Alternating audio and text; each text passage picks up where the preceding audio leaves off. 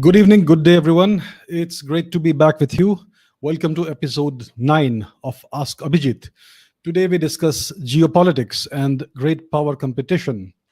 So, to start off, let me ask you a question. Ask yourself this question: does India belong in the category of great powers, of great global powers?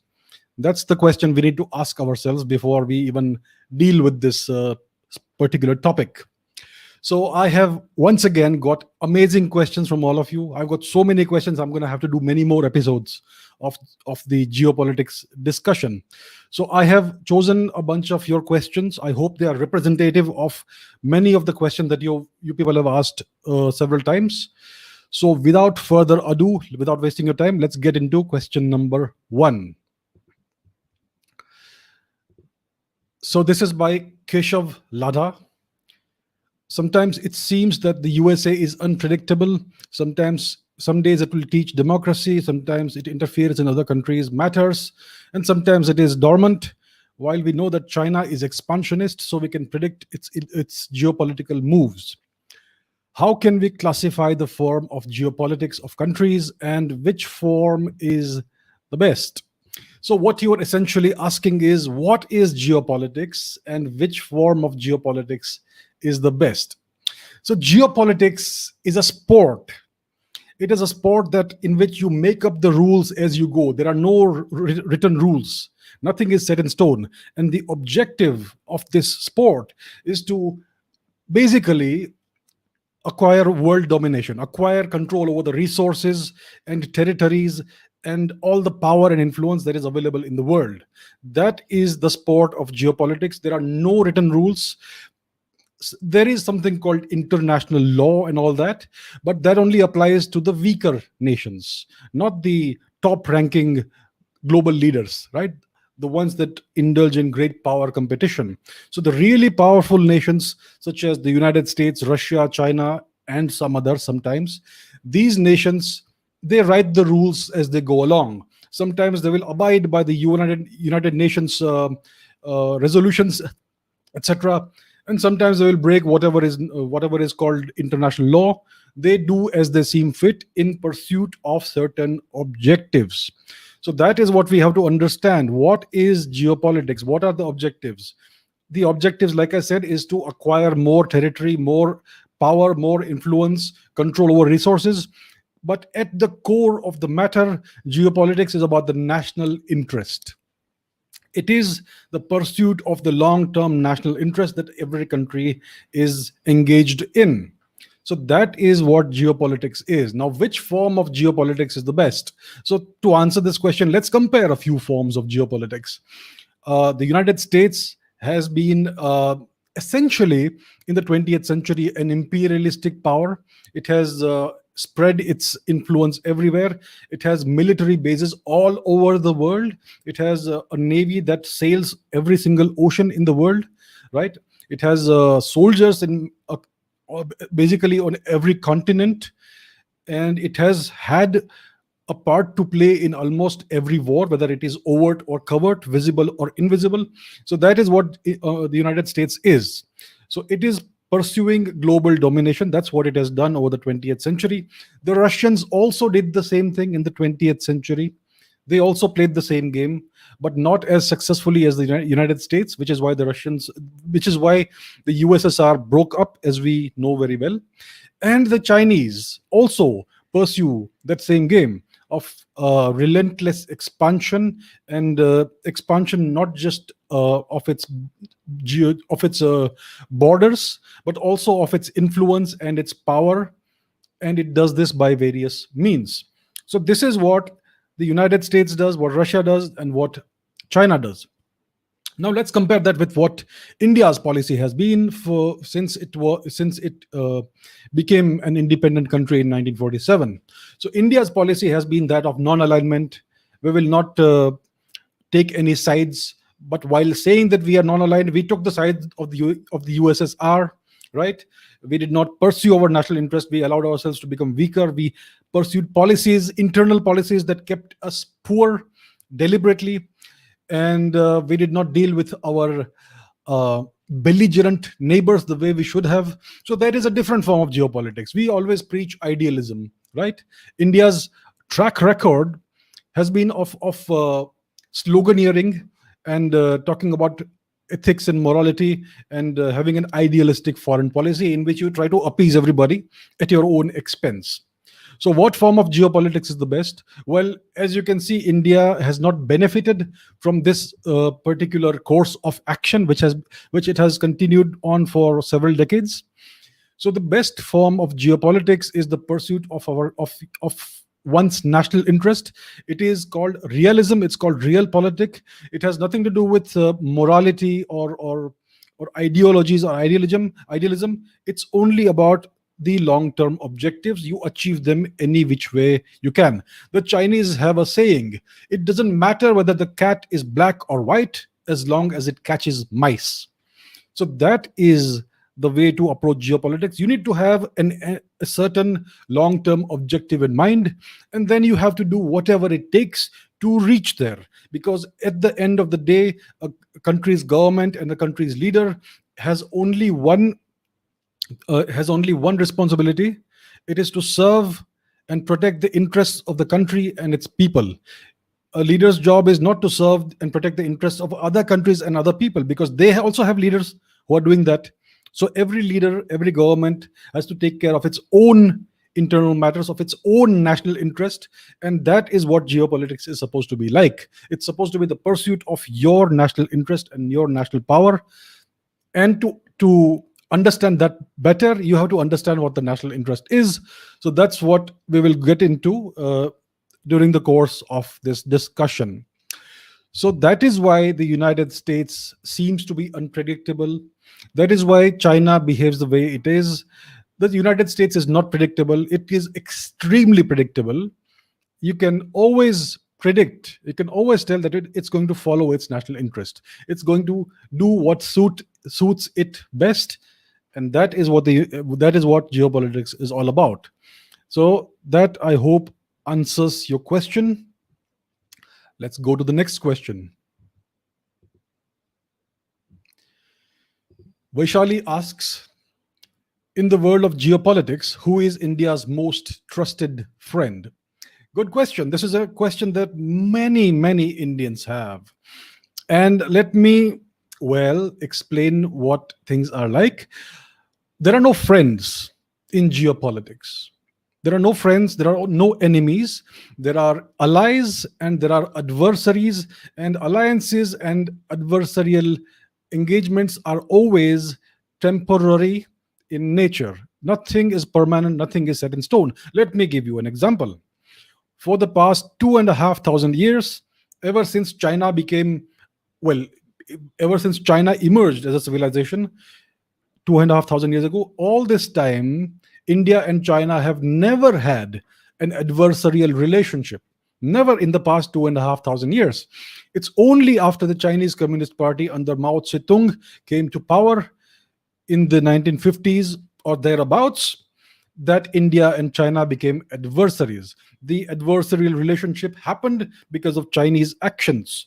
It started with the conquest of Tibet, the illegal annexation of Tibet, and then they started having designs on further Indian territory. So this is the first time in 2.5 millennia that India and China have become an adversarial relationship. So for the longest time, India and China were very good, not neighbors, because Tibet was always the common neighbor. But now you have this situation. Let's take another example, India and Russia. Like I said, India officially was non-aligned, but unofficially, and for all real intents and purposes, it was an ally and a satellite of the Soviet Union during the so-called Cold War. Now, after the Cold War ended, after the USSR disintegrated, a new republic was born, Russia, the Russian Russian Republic. And the relationship between India and Russia hasn't been the way the India-USSR relationship was. This relationship is not black and white. It's not straightforward. It is not a straightforward relationship. It is complicated, as we know. Russia is currently engaged in various other relationships with countries such as China and Pakistan, which India would never have expected if it was the Cold War. So Indians always look upon Russia as a great friend, right? But that was a relationship that was mutually beneficial at that time. Today, Russia finds benefit elsewhere. It still has a reasonably good relationship with India, but it isn't the way it was, right? It isn't unconditional the way it was during the Cold War. So things change. Before 1947, there was no Pakistan, so we did not have any issue on the western border. Today, we have this issue because this new temporary nation exists there currently, and so on and so forth. So there are no friends. Okay, once again, we talk about Israel, and Indians love Israel. Israel is our bosom buddy, our great friend. India and Israel have shared interests, and that is why the relationship is so good. India and Israel are in some ways in a very similar position, in a very similar situation. So that is why the interests of these two nations converge to a great deal, and that is why there is such a great amount of cooperation between the two nations. Things can change in the future, right? So there is nothing permanent in geopolitics. There are no friends or enemies. There are temporary alliances and temporary adversarial relationships. If we understand this, then we will be able to see the world for what it really is. It is a transient place. In geopolitics, the smallest unit of time is the decade. Nothing happens year after year. Okay, if you want to see change on the geopolitical level, you have to see it decade by decade. And if you see it that way, then you will see how the alliances and even borders change from time to time. So that is the lens through which we must look upon geopolitics. It is the realistic lens, not the idealistic lens. We have to be realistic and pragmatic and recognize the fact that every nation has its own interests. And when interests converge, we're going to work together. When interests diverge, we're going to either drift apart or even become adversaries. So that's how it works. Next question.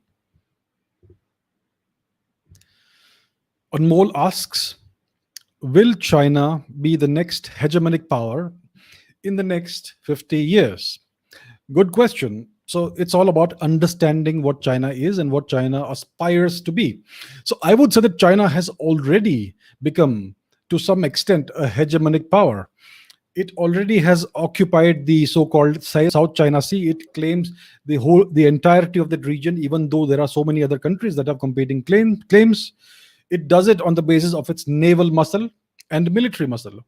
It is riding roughshod over Japan in the Diao Senkaku Islands, Senkaku, not Diaoyu, and it is bullying the Philippines. It's bullying every single nation with which it has a common border. It's even gone to the extent of trying to claim Vladivostok from the Russians. So that is what China is doing, and not just this bullying because of its economic and military muscle. It has infiltrated over time, step by step, in a systematic manner, every single global institution, such as the United Nations, the World Health Organization, and much more. So today, China can run its writ anywhere it wants. That's the status it has already achieved. It has laid debt traps on many poor nations. It has entangled the Western nations in these economic and mercantile webs. It has infiltrated the United States. Hollywood is essentially a propaganda organ of China. The United States media is essentially kowtowing to China. It has refused to even question what's happening inside China in the past year and a half.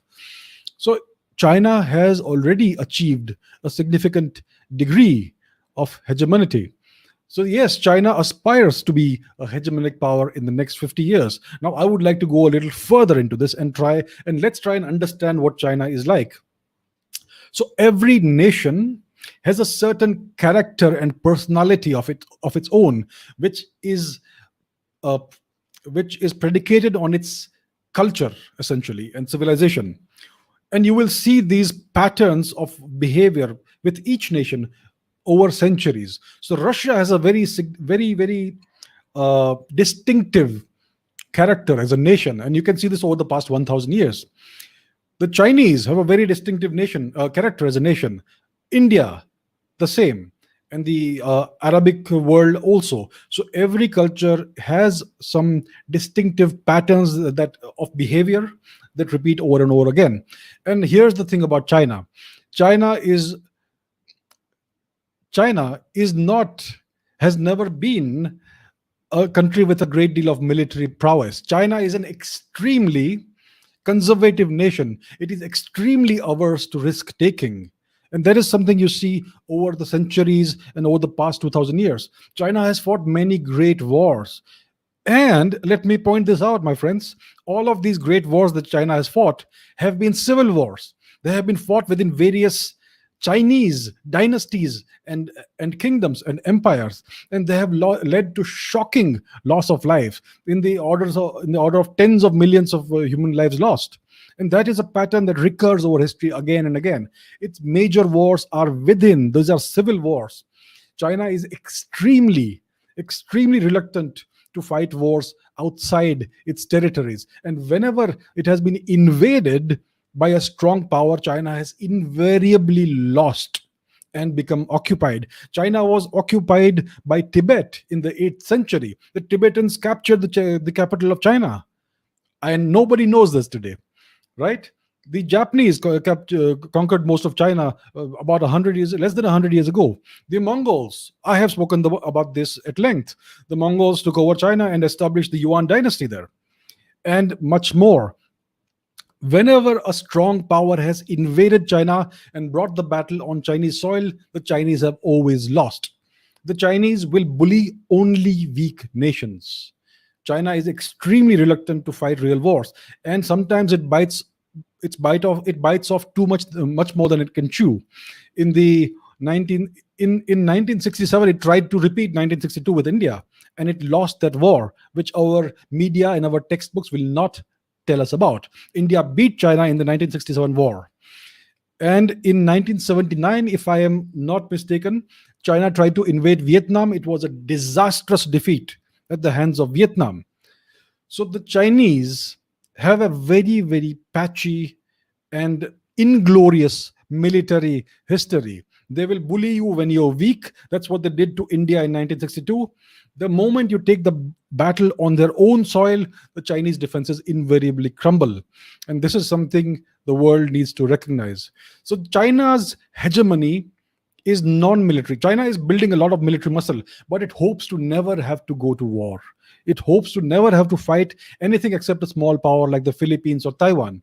It doesn't ever want to fight a great power. And that's the thing about China. The military muscle is for the sake of deterrence only. It will never dare fight Russia. It will never dare fight the United States, despite its shrill rhetoric. So we have to understand these things about China. There's a great deal more than meets the eye. So the Chinese hegemony is basically predicated on its economic muscle, on the visible military muscle that it has acquired, on the technologies that it is acquiring. It has bought technologies, begged technologies, stolen technologies. It is now one of the technological giants in the world. It is especially advanced in the field of cyber warfare. It has a very good space program. It has lots of military satellites. It's launched more than 20 satellites this year. Most of them are spy satellites. So China is investing in the future. It's investing in future hegemony, but it intends to never fight a kinetic war. The Third World War will not be kinetic in nature. It will be something very different. So China, yes, unless something untoward happens, something that they have not planned, unless something like that happens, China will most likely be the next hegemonic power in the next 50 years, because the United States is receding as a power. It is beset by internal troubles. It has lost its moorings. It has lost its appetite for expansion like it had in the 20th century. So unless something unexpected happens from unexpected quarters, China may very well become the hegemon in the next 50 years. That's the answer. Okay, Akash asks, Russia and China's relationship has strengthened. Should we be concerned? Excellent question. This deals with Russia and China. Russia and China have a complicated relationship, to say the least. What you are actually asking is, does Vladimir Putin trust Xi Jinping? Does Russia trust China? So that is the issue we have to really look into in order to answer this question. So, yes, right now, Russia and China seem to be allies. They are working together on various global international forums. They have alliances in various places, in Iran, for example, in Pakistan, in Afghanistan, and many other places. You have the Shanghai Cooperation Organization, it's called something like that, and they are cooperating on many other fronts. So there seems to be a great deal of cooperation and work in tandem between these two powers. But let's look under the hood, shall we? Because if you know history, if you study history, then it tells you much more than what you can see at the surface level today. So let's peel back the layers of this relationship, and let's just go back less than 100 years.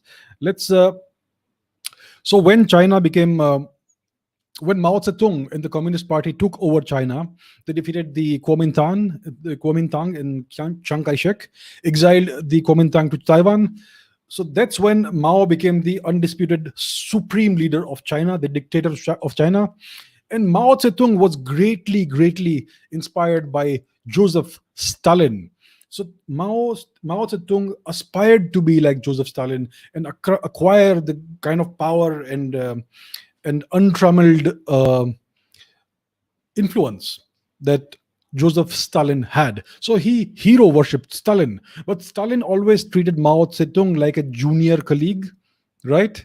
So that was the relationship between Mao and Stalin. After Stalin died, I think it was Nikita Khrushchev who came to power.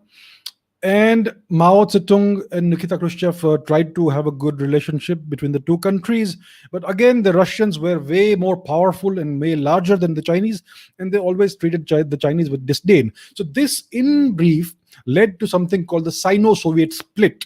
So, despite being Marxist, communist, socialist nations, these two countries drifted apart and they actually became adversaries. It came to the point that Russia, not under Khrushchev but under Brezhnev, even contemplated a nuclear strike on the Chinese because things were getting out of control. So let me talk about the events of 1969, and let me do that by showing you a map. So let's go to this map. We all know, can you see my pointer? Yeah, you can see my pointer now. So we know where India is. Let's go eastwards. Let's zoom in. This is occupied Tibet and Xinjiang. We go eastwards. This is China. And this here is Russia. If you can see my pointer, this is Russia, present-day Russia. And Russia extends all the way down south here to Vladivostok, which is just north of North Korea.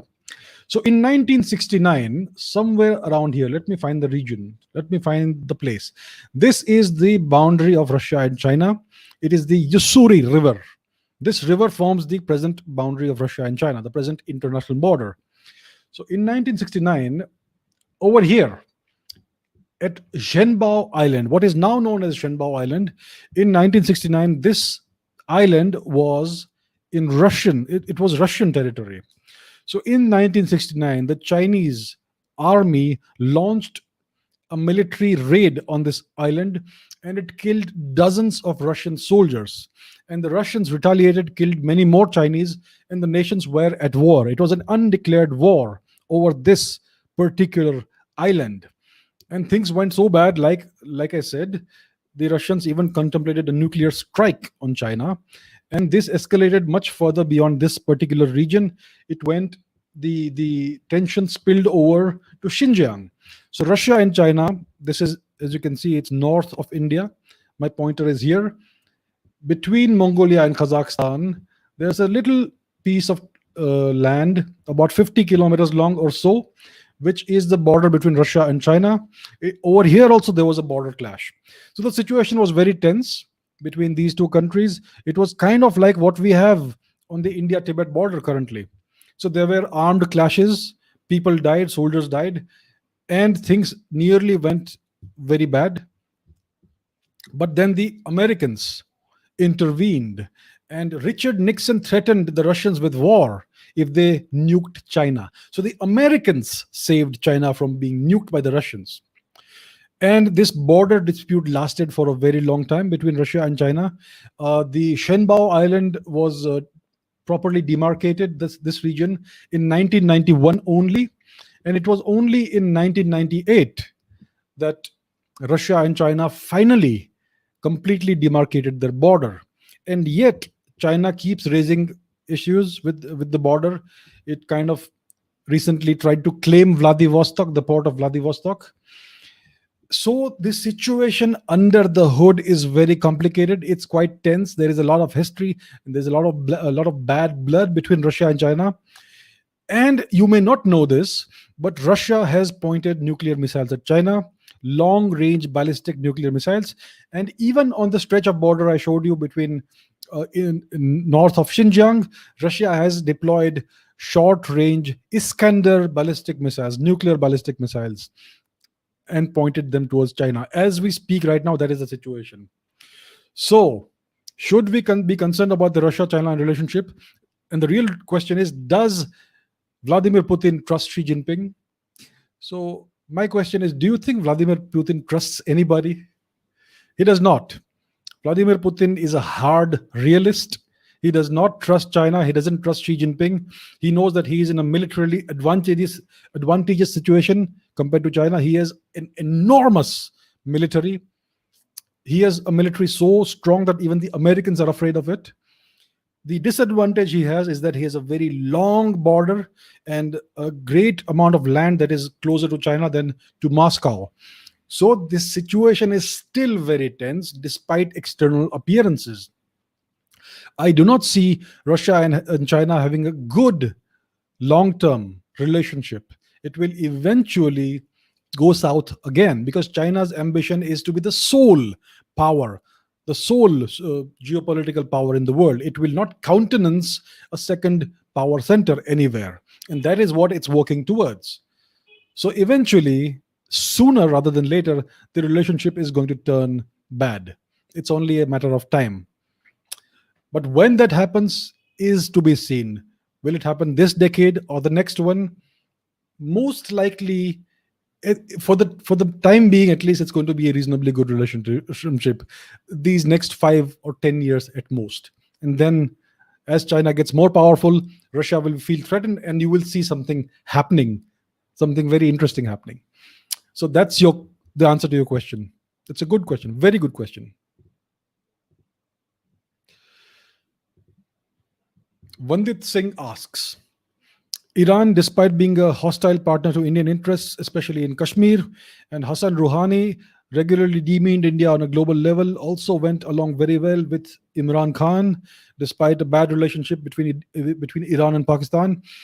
What do I think? How should India approach the Iranian question, especially when we are dependent on Iran being the center of the proposed trade route from Mumbai to Moscow? This is an excellent question. So this is a very, very good question. And right now, you may have heard the news that Iran has entered into an agreement with China, a long-term strategic agreement, which involves a very significant amount of Chinese investment into Iran to the tune of tens or hundreds of billions of dollars. And so that is the concern for India. And the media has been very vocal and shrill about it. And the media has been saying that India and Iran are natural allies, etc. So the Indian government has messed up by forcing the Iranians into the Chinese hands, into China's arms.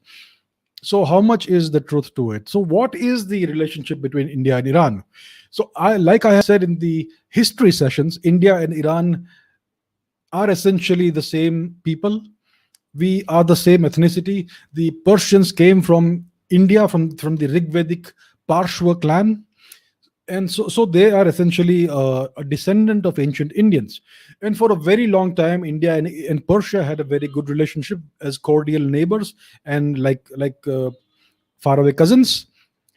And this started changing about 1400 or so years ago with the Arabic conquest of Iran. So Iran was overrun by the Arabs in no time at all. It was a very quick and comprehensive conquest. And what happened very quickly in Iran was a complete change of culture.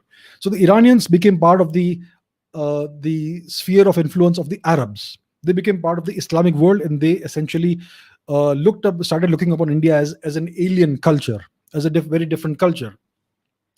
So this is when the first proper split between India and Persia happened. And then the relationship was not very good. It was rather antagonistic. The Iranians used to be employed as many Iranians, Persians were employed by the Mughals in their courts as administrators, officers, etc., etc. So they were essentially agents of the foreign occupying force. And then the straw that broke the that broke the camel's back was Nadir Shah's invasion of India, in which he committed unbelievable atrocities. He drenched Delhi in a river of blood and took away a great deal of treasure from Delhi. So, in the past thousand or so years, India and Iran have had a rather bad relationship. Iran Today, the people of Iran kind of look upon India as a country that was defeated in the past, as a conquered land and a conquered people. And there is a sort of superiority complex to some extent in some quarters of Iran. Now, let's look at Iran geopolitically. So the question of India and Iran being natural allies doesn't arise on a cultural level, at least. Today, the people of Iran are a very different culture. They're very nice people, by the way, very friendly, very good people. But culturally, they are very different from the people of India. So the natural allies argument doesn't really hold. Now, geopolitically, what is Iran's conduct like? What are their ambitions? What are their geopolitical ambitions? So let's look at how they have conducted their affairs in the past. So they were once an American satellite under Mohammad Mossadegh. They were essentially being used for oil by the Americans. And then you had the Shah Pahlavi. Mossadegh was not an American puppet. Pahlavi was an American puppet.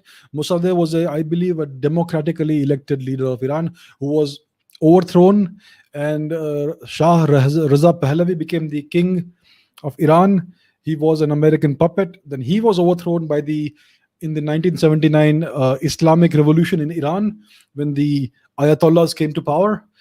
And that is the regime that's currently in Iran.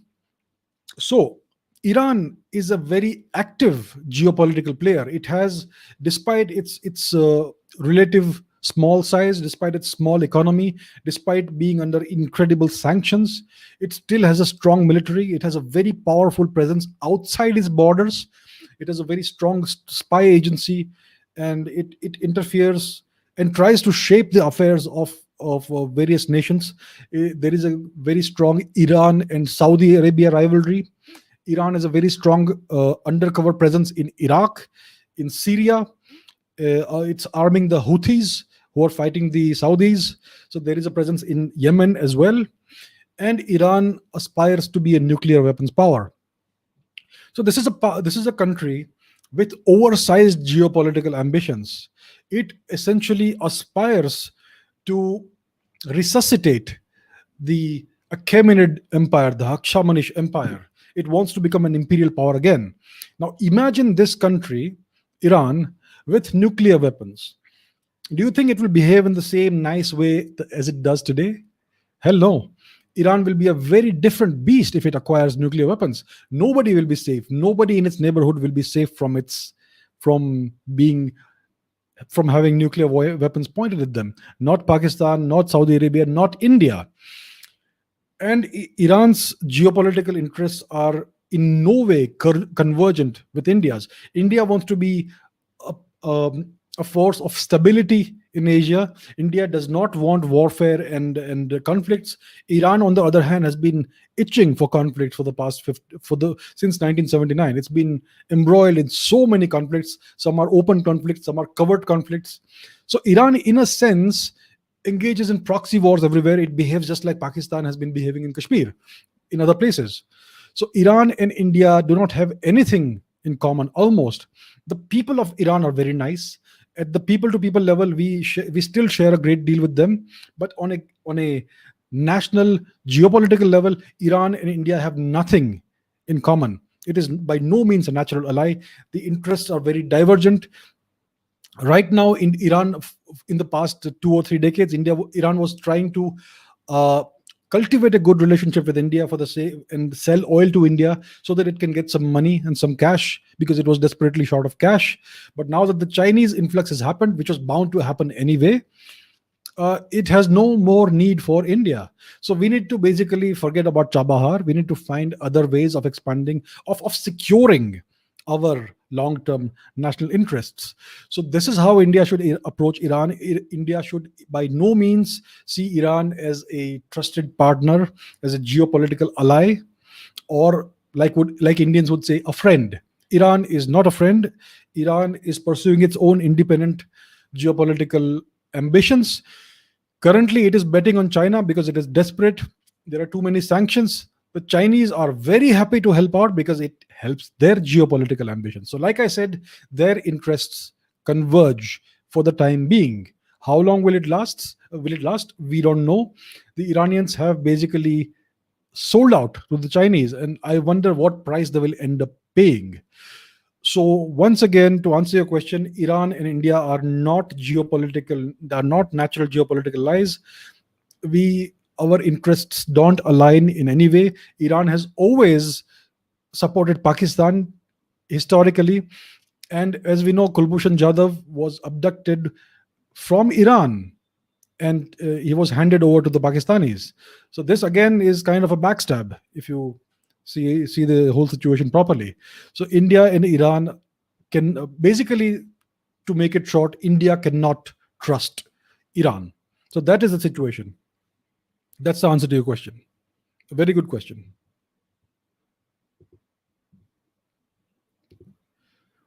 This is by Richik Nair. Is it possible for India to get back PoK, Pakistan occupied Kashmir, and Aksai Chin, which is a part of Ladakh that's currently occupied illegally by China? If so, what should India do to get back our territories? China is trying to dam the Himalayas, block water supply. Is India doing enough? This is important considering the increase in water crisis. Why is India not utilizing its geographical position to strengthen the navy and take control of the Indian Ocean all the way from East Africa to Indonesia? What should our leaders be doing? Very good question, sir.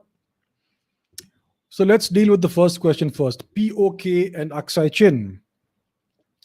So the best way to achieve certain objectives is to be patient and desist from doing anything rash. Aksai Chin and PoK have been in foreign enemy hands for many decades. There is no need to try and grab it right now, no need to try and rush.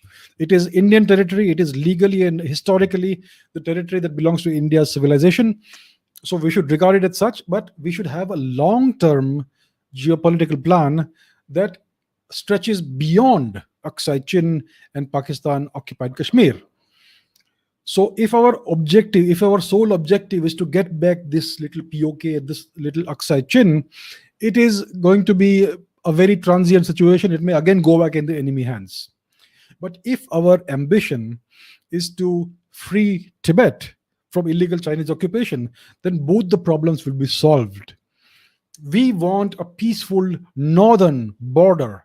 The border has always been historically India and Tibet. It's never been India, China. So we want our sphere of influence back. It's not about our sphere of influence. It's about freeing the Tibetan people who have endured decades of incredible atrocities and cultural and other genocide at the hands of the Chinese Communist Party. So India's long-term objective over the next 10 to 20 years should be to engineer a way of freeing Tibet, of restoring Tibet to its independence, which would cut the Chinese off from Pakistan and Kashmir, and then we would be able to deal with that situation separately. The real threat, the real adversary that that India has from an Indian perspective is not Pakistan, it is China. China is the real threat.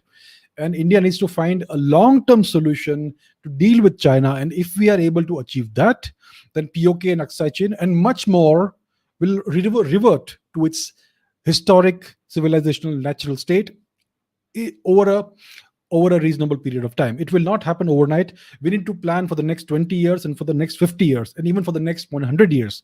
This is not a sprint. This is a marathon. And we have to have the right kind of we have to understand this is not going to happen overnight. We have to have realistic expectations. This is a multi-generation project to restore India back to its rightful civilizational status. So it is not going to happen tomorrow. It's not going to happen in the next 5 years. Maybe it will happen in the next 10 or 20 years. If India plays its cards right, if the Indian leadership behaves like a real leadership and has ambitions for India on a civilizational scale. In that case, it will happen. It is a matter of time. Now, to answer your next question, why is India not utilizing its geographical position to strengthen the navy and take control of the Indian Ocean region? That's a very good question. So let me again show the geography here. Okay, where are we? Let me remove the question. Okay, now you can see it better. So this is the Indian Ocean region. Can you see the God-given position that India is in? It straddles this enormous piece of naval real estate. It is the gateway to the east of Asia and to the west of Asia. It can choke off, if it has a strong navy, it can choke off this strait over here, the Strait of Malacca. It can even influence what happens in the Strait of Djibouti over here. So India is in a God-given geographical position. No country has such a beautiful geographical position and such an advantageous geographical position from a naval perspective. And yet, what are we doing? What sort of navy do we have? We have a navy that isn't even sufficient to patrol our immense naval boundaries. Our navy's strength is not enough to patrol the entirety of our coast. So it's basically nothing more than a glorified coast guard through no fault of its own. It's because India's governments over decades have neglected the navy. They have failed to invest in building a navy that befits a nation of India's size. That is the situation. India has how many submarines? 14, 15, 17? North Korea has more than 50 submarines. A small little country like North Korea has 3 times or more submarines than India does. I mean, that is a ridiculous situation that we are in. To safeguard our national interests, we need to have a strong navy. And we keep repeating the slogan that the Indian Ocean region is India's strategic backyard. Well, it doesn't become your strategic backyard with the power of slogans. You have to do something to achieve that. What India needs to do is invest very strongly in a powerful navy, a navy that can defend its long-term national interests. It's not about bullying others or expanding into other people's territories. It's about defending India's national interest, long-term national interest. So India needs to significantly boost its naval strength. And if India were to achieve that, if India has a powerful navy, then it can use the Indian Ocean region to make the Chinese behave in the north.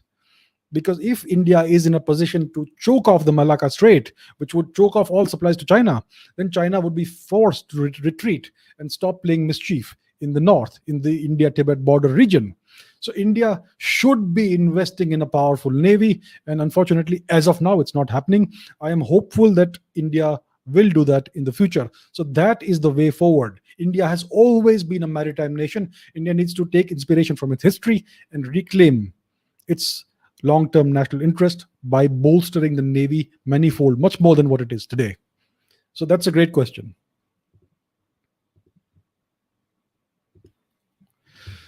Shashank asks, what's the future of Afghanistan after the NATO withdrawal? Can there be a possibility of another civil war? And would there be any spillover in India? So, the future of Afghanistan after the NATO withdrawal is that Afghanistan will fall under the Chinese influence. It's already being worked out in behind the scenes. There's going to be a great deal of Chinese influence. There will be some Russian influence, and that Pakistanis will get some crumbs. They may be allowed to have the Taliban run parts of the country and so on. But it's overall advantage China. The Chinese have been conducting negotiations between the Taliban and the Pakistanis, and the Russians are also involved. And these countries are going to decide the immediate fate of Afghanistan, at least in the short term. So Afghanistan is not going to benefit from NATO withdrawal. It's going to fall under Chinese hands by proxy, not overtly, but by proxy.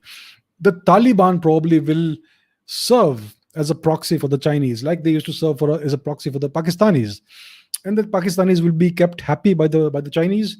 And Russia also is involved in certain ways. Russia is getting involved in this region, in Pakistan as well as Afghanistan. So that is the immediate future for Afghanistan. Will there be a civil war? Absolutely not. There will be some spurts or bursts of violence, some shows of violence by the Taliban to show that we are in control. But overall, the Chinese do not want any deterioration of the situation. They want things to be stable so that they can start mining Afghanistan and extracting its resources.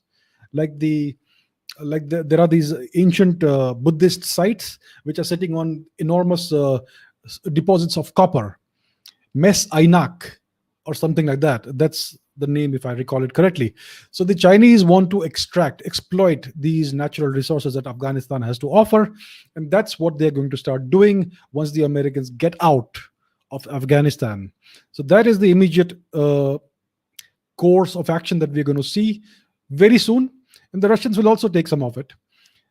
So that is the immediate future for Afghanistan. There will not be any civil war, and there will most likely not be any spillover in India. In 1989 or thereabouts, when the USSR withdrew from Afghanistan, there was a spillover into India, and the entire Kashmir conflict exploded, and the Indian government just sat and watched and did nothing. This time, we have a very different government. The Pakistanis know that if any misadventure happens, things will escalate from our side. So I do not foresee any spillover into India, nothing overt at least. There may be some small upsurge in certain events, but I don't see any real spillover into India. The real loss for India will be the loss of everything it has invested into Afghanistan. India has been investing billions of dollars into rebuilding Afghanistan and bringing Afghanistan back on its feet after the terrors, the horrors it has experienced. All of that is going to most likely go to waste if this happens. So the thing is, India is not able to influence its near abroad. Afghanistan is essentially our near abroad. It's our ancient territory. The people of Afghanistan are the same ethnicity as us, and India has tried to try and help them, but as you can see, the efforts are not sufficient thus far. So in the future, will India do something else to try and regain some sort of influence in Afghanistan? That's what needs to be seen. I hope that we are able to prevent a complete Chinese takeover of Afghanistan. But as of now, India is not in a situation to immediately do any of that. So immediately in the next few years, Afghanistan is going to become a Chinese satellite. That's how I see it happen. Right. Next question. Gagan asks, what is the probability of a nuclear holocaust? The probability of a nuclear holocaust is minimal. See, even during the Cold War, when tensions were at an incredibly high pitch from time to time, the United States and the Russians never ever actually went to war. There was never a hot war. There was never a single missile launch.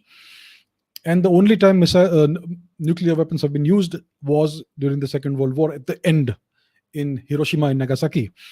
So nuclear weapons are essentially a form of deterrence. It says that if you mess with me, I'm going to destroy you.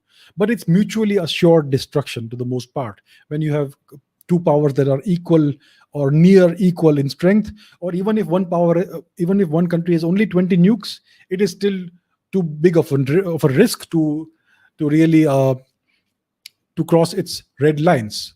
And even somebody like Kim Jong-un, who is now the owner of a bunch of nuclear weapons, he's portrayed by the Western media as a crackpot, as a crazy person, but he's not. Nobody is crazy enough to actually use nuclear weapons in a conflict. Not unless everything is going to be lost. Then they may, if they have nothing to lose, they may use nuclear weapons. But that eventuality is extremely unlikely. Nuclear weapons are only a means of deterrence, and the probability of a nuclear holocaust is very remote, That is what I hope, at least. That is what I foresee. The real thing, the real conflicts are going to be below a certain threshold. Most of the conflicts in the future will be non-kinetic, especially between great powers. So the probability of a nuclear holocaust, of a nuclear war, is, in my opinion, very less.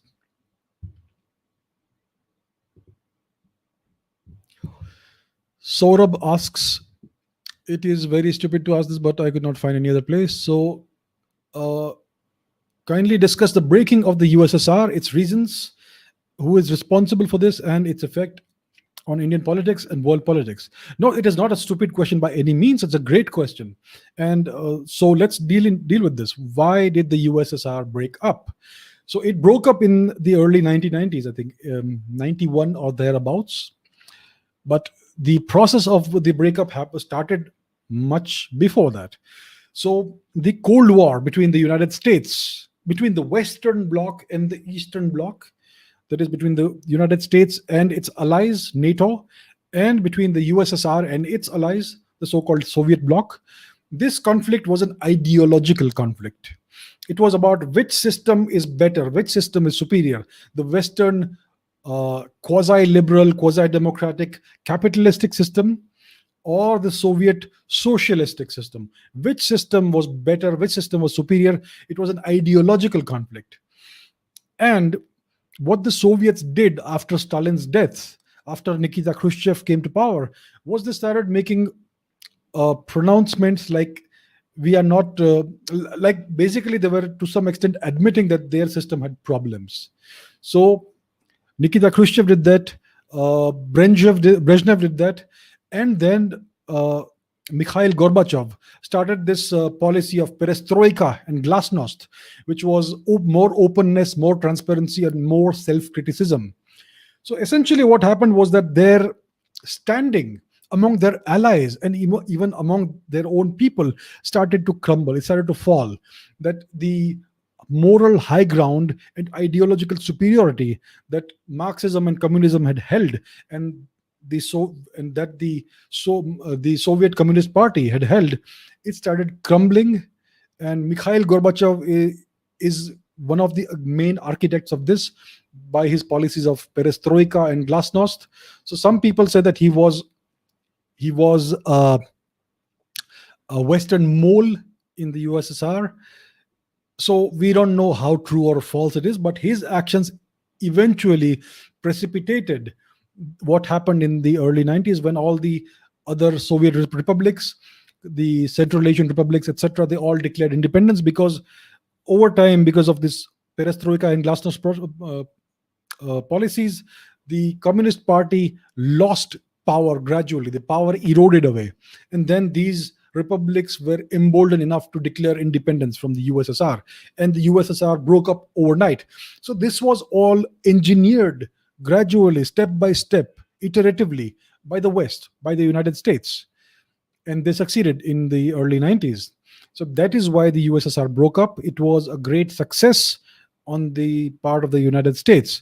And then they were able to install someone like Yeltsin, who was not a very good leader, and under whose regime the Russian nation basically declined to a very poor state. And it's when Vladimir Putin came to power that he restored gradually the power of the Russian military. So today, even though Russia is not even among the top 10 economies in the world, it's most likely either number one or number two in the most powerful militaries in the world. Even the Americans don't really want to mess with the Russians, and they are developing more technology and much more powerful weapons all the time. So that's why the USSR crumbled. It was all engineered slowly, steadily, gradually by the West. And the policies of Mikhail Gorbachev, perestroika and glasnost, were the last straw which broke the dam. So that's why it broke up. And after it broke up, it did have an effect on India. India was lost. India lost its great benefactor. And the Russian nation that emerged out of the USSR's ruins had a very different approach towards India. It was no longer the same kind of beneficial partner. It was more pragmatic and realistic, and it was not inclined to support India in everything. So India and Russia have slowly drifted apart. India's diplomats were lost. They're still, even today, some of them are still mired in this Cold War mindset. So these things need to change. So it had a great deal of impact on world politics. The whole polarity of the world changed. The world became unipolar for quite some time. Only one superpower was left, the United States. And now we can say that there is a new superpower on the horizon, which is China. So things changed a lot after the breakup of the USSR. It had a great deal of uh, repercussions the world over. So that's a great question.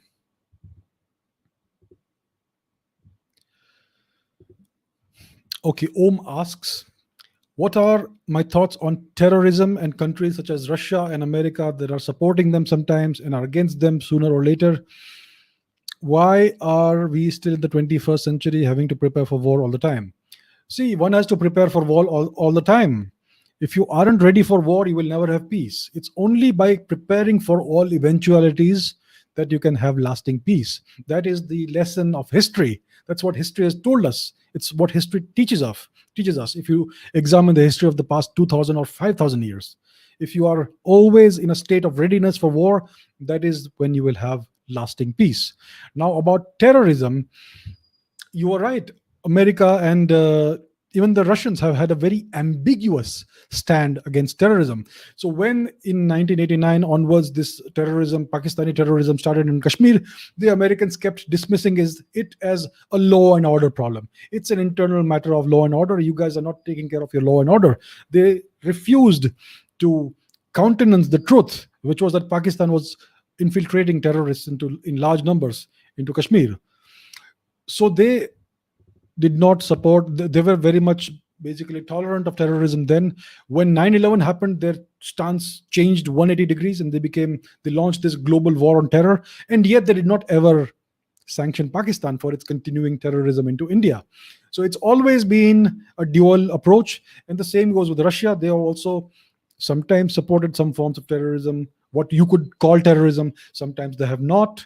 The Americans are involved in the Middle East for ages, and they do support certain outfits and certain factions that can be considered to be terrorist outfits. So it's a very ambiguous stand, and to understand why it is so, we have to understand what is the national interest of the United States and what is the long-term objective. That's all. They are simply pursuing their own national interest. They are doing what is best for them. They are trying to achieve their objectives. So sometimes they will support one group, other times they will destroy that group. They propped up Saddam Hussein for a very long time, and eventually they destroyed Saddam Hussein, right? So it's not an ambiguous policy. They are simply looking out for their best interests, and interests change, situations change, and when circumstances change, you take different actions. So that's what happens. There is no such thing as ethics and morality in geopolitics. The only thing that matters is the hard national interest and what you intend to do in the long run. And you will do that. You want to achieve that by any means possible. And that's what we see. So that is why there is this ambiguous stand on terrorism. Sometimes you support it, sometimes you fight it. So it's all about pursuing your long term objectives and strengthening your national interest. Akash asks, Democrats or Republicans, who have historically been more friendly with India? So right now the perception is that the Democrats are not friendly with India at all. They are very anti-India, and that perception is correct. But historically, how's it been? Right? So when India became independent in 1947, I think it was Harry Truman who was in power, who was the president of the United States. In 1945, he became president. He was a Democrat. And it was while he was the president, a Democrat, that the United States offered India a permanent place in the Security Council, in the United Nations Security Council. The United States made India the offer on a platter. We are offering you a permanent place on the United Nations Security Council. And they did this together with Russia. So America and Russia both made this offer to India. So the Democrats did this. But our great Prime Minister, Mr. Jawaharlal Nehru, declined. He said that we don't want this. You need to put China first. We cannot do this unless China is first given its rightful position in the world. So Mr. Nehru declined this offer, and he said, please put China first in the United Nations Security Council. Then in 1955, when Dwight Eisenhower was the president of the United States, he was a Republican. The United States and Russia again offered India a permanent position on the United Nations Security Council. And once again, Mr. Nehru, Shri Jawaharlal Nehru, refused. He said, not at the cost of China. And Mr. Nehru ensured that China became a permanent member of the United Nations Security Council. India still is not in that position. So we lost the opportunity. So a Democrat offered it first, then a Republican offered the same thing. Then when John F. Kennedy became the president of the United States in 1961, he offered to transfer nuclear technology to India. He offered this to Jawaharlal Nehru. He wanted India to be an American ally against countries such as China and Russia. So he offered to transfer full-scale nuclear weapons technology to India. And our great Prime Minister, Sri Nehru, declined. He said that we are not interested in war. We are a peaceful nation. And then 1962 happened. So John F. Kennedy was a Democrat. So historically, Republicans as well as Democrats were very positively inclined towards India. They offered a great deal to India. India always rebuffed them. And that's when the Americans understood that India does not intend to be a nation of any significance of any kind. So they turned their backs on India. They started cultivating Pakistan. And under Nixon, they started cultivating China as well. And so India, by its own doing, by the doing of its great Prime Minister, Mr. Nehru, India became reduced to a geopolitical backwater of the world. Now, today, it is true that the Democrats are very much more anti-India than the Republicans. That's a pattern that we see for a very long time. Even Bill Clinton was very much anti-India. So even when Bill Clinton was the president of the United States, it was very much an anti-India kind of regime. So that's a pattern that we see over the past few decades. But at the very beginning, both parties they both tried to engage India in a very positive and constructive manner. And it's only because of Mr. Nehru's idealism and his desire to be a great moral statesman that this situation eventually happened. So that's the answer to this question. Biswarup Bhattacharji asks, what can India do to become a superpower? And which country is the biggest friend? I will answer question number one. What can India do to become a superpower?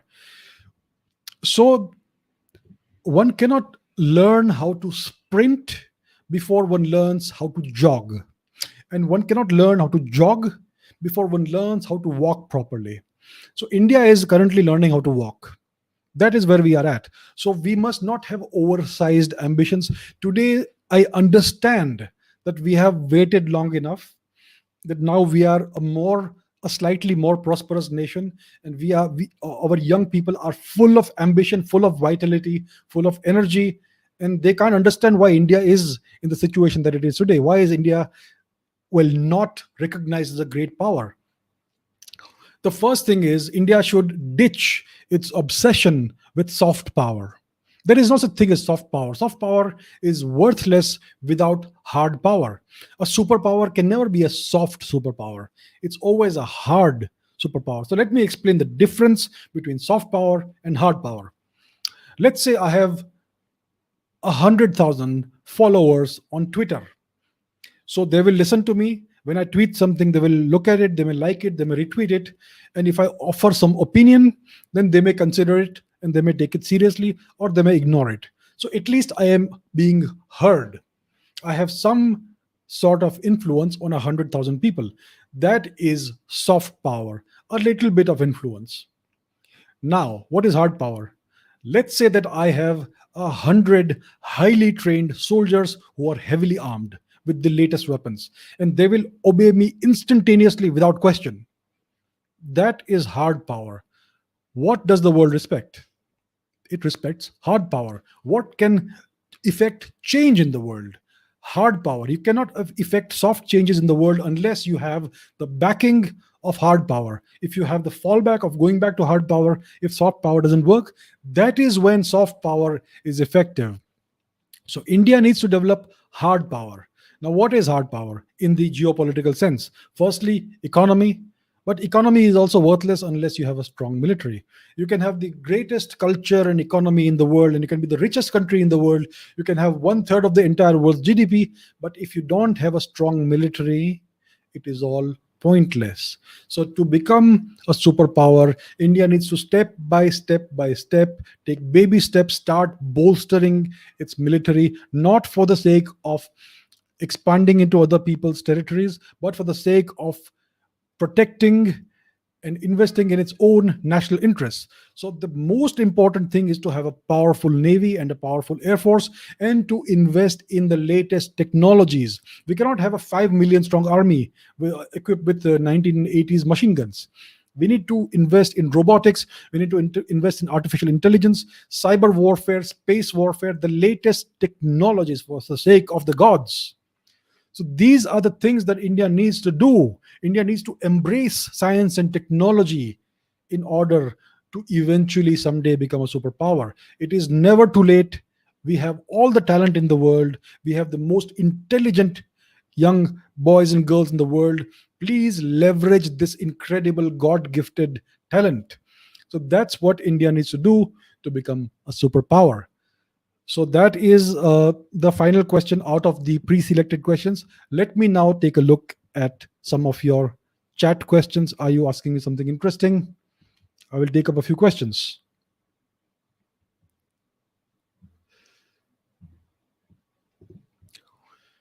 Okay, 1 second. Let me remove this.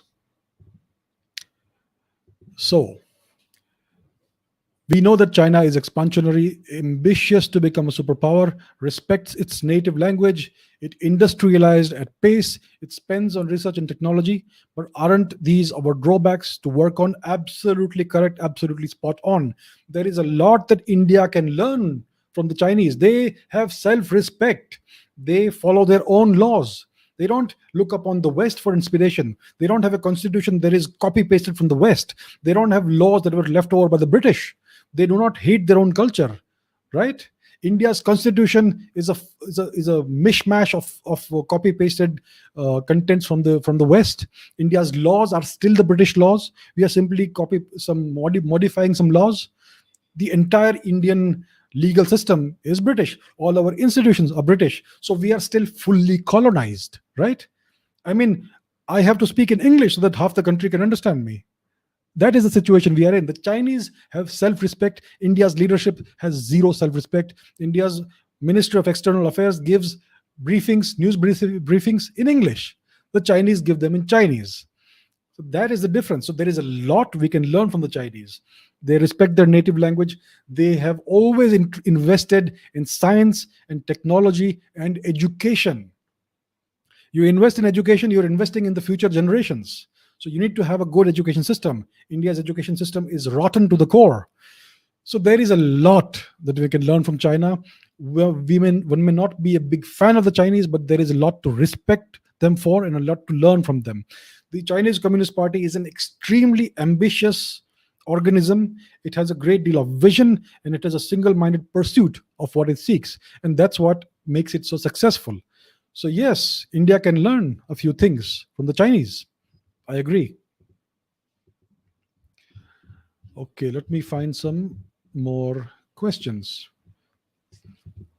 Thank you, Mr. President.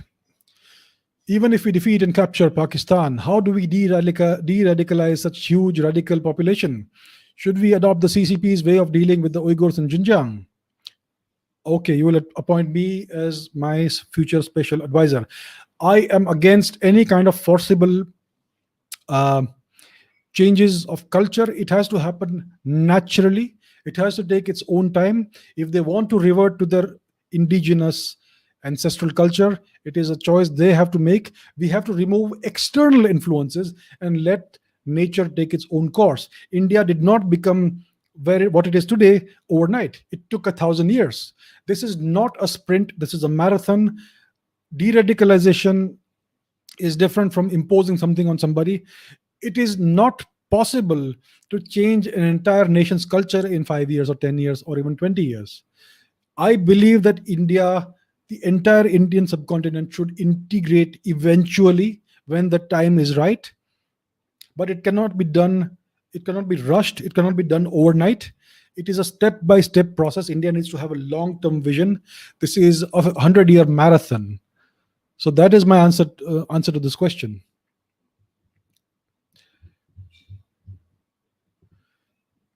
Okay, Rohan asked, Nehru was so fond of China. What did he do when they attacked us, and why was he so fond of them? Nehru was a socialist, and the Chinese claimed to be socialists. That's why he loved them so much. Nehru thought he was one of the great statesmen of the world, and he believed that Mao Zedong was also a great statesman. So that's why he had this admiration for Mao and for China. And Nehru he had this inferiority complex. He was a British educated, anglicized, Anglophilic kind of guy who did nothing ever to come to power. He was not elected the Prime Minister of India. He was selected the Prime Minister of India over the head of Sardar Patel. We know the history very well. Mohandas Gandhi arm twisted the Congress party into appointing Nehru instead of Patel as the Prime Minister, even though Patel got all the votes. So Nehru did not, well, he saw himself as a great statesman, but he did not have any significant leadership qualities, and he took us down the wrong path. And much of what ails us today is thanks to his policies. Okay, let me see some more.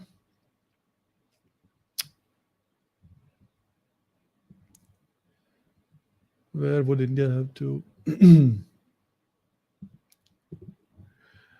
Okay, Chaitanya asks, where would India have to start to build its defense, lands, air, and sea into a scale which would make us the owners and keepers of our waters? We have to start by investing in our own industries. We have the scientists and the engineers and the talented people that we need. We can build everything on our own. We can build our own weaponry, our own systems, our own aircraft, our own submarines, our own ships.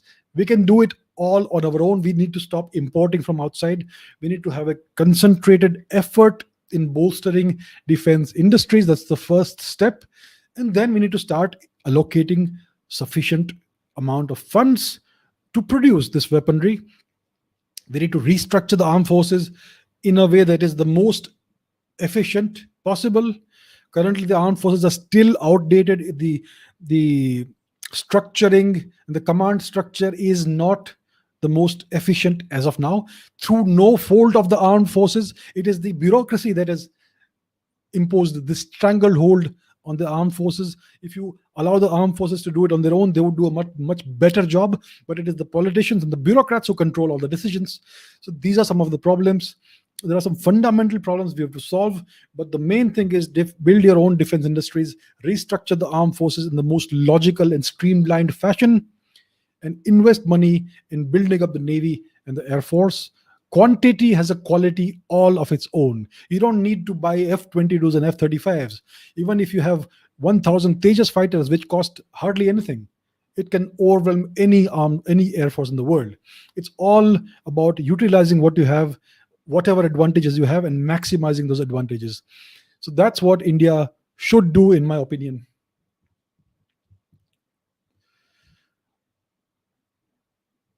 Okay, let's see some more.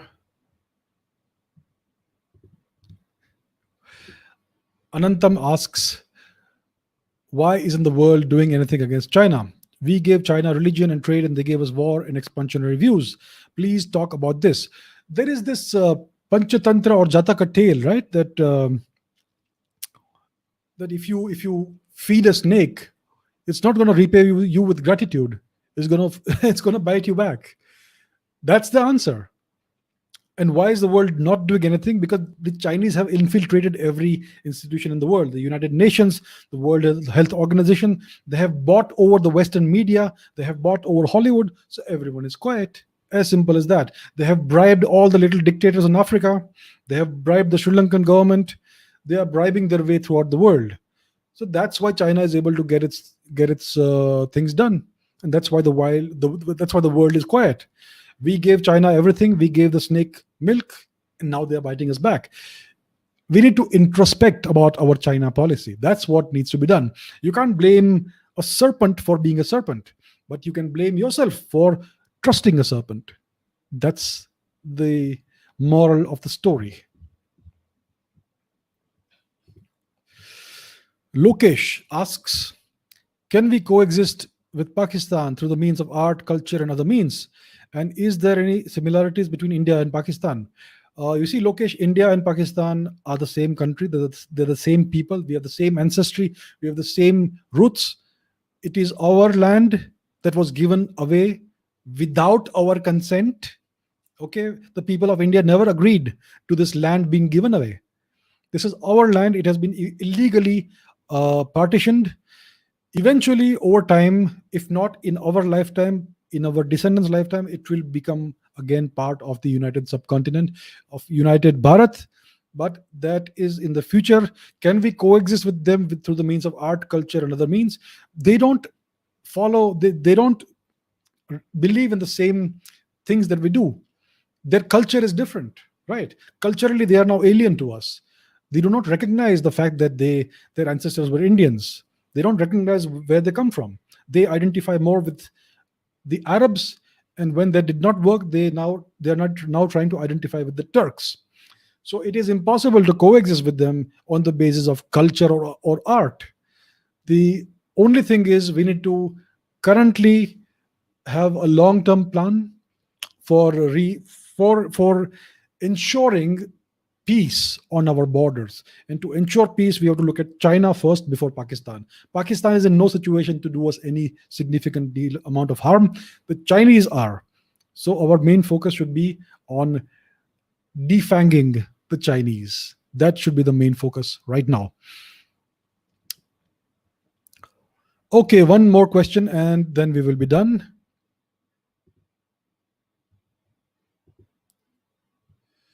Ashwin asks, how can India counter the Chinese string of pearls in the Indian Ocean? The answer is very simple, Ashwin. Build a strong navy, build a strong naval force, and then the Chinese will not be able to build that stranglehold that they're constructing right now. Okay, one final question. This is from Rohan. Why do I feel that India's major problem is the population? It's more about the quantity than the quality life our people has here. Yes, population is a major problem. It is not a demographic dividend. It's a demographic disaster if it continues like this. India needs to find ways of slowing down its population growth. The most effective way of slowing population growth is to have better quality of life. Look at any developed country, the population growth is always low. The fertility rate is always low in a highly developed country. It's only in the poor countries that the fertility rate is very high. So the moment your standards of living increase and you become more prosperous, the need to have 50 children goes away. So what India needs to do is, yes, definitely control its population, bring it under control, but not drastically like the Chinese have done. The Chinese are facing a genuine demographic disaster. The majority of their population will be elderly very soon. And the people of China live strange, ridiculous lives. They don't have cousins. They don't have brothers. They don't have sisters. They don't have uncles. They don't have aunts. These are very strange lives these people live. This is an artificially truncated and mangled society. And that's the cause of some of the social problems you have in China. So India needs to do it judiciously. Population is a significant problem. Overpopulation, I mean, but we cannot drastically reduce the population by any means. We should never do that. Let it come down gradually, organically, naturally, and we need to have the right policies in place to do this. All right. Thank you, everybody. This was a wonderful discussion. Some great questions. I will do this again and we'll take some more interesting questions about geopolitics. But for tonight, it is the end. So I will see you tomorrow, same time. Thank you, everybody. Have a great night. Have a great day. Bye.